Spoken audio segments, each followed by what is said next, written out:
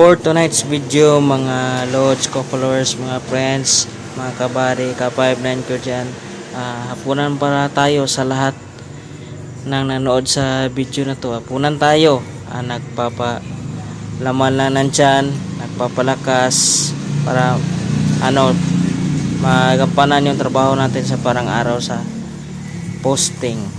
At saka cup noodles yung binili ko kasi wala pa tayong sahod ngayon, kaya ito muna. At saka para makaigop rin tayo ng sabaw at pagpawisan. At salamat sa panonood ng video na to, mga lods, mga populars, mga friends, mga kabari, ka-59, and good evening.